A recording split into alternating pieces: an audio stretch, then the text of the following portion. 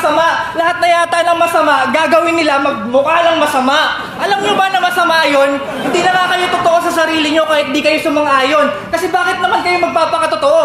Eh wala namang masama doon. Eh, huwag mo sanang masamain yun. Eh, huwag mo sanang masamain yun. Alam mo, mabuti pa, magpakabuti ka. Mas makakabuti yun.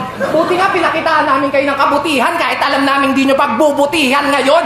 Pero mas mabuti na yun. Kesa naman dito. Nirape ng tito. Buti nga sa'yo. Buti nga sa'yo.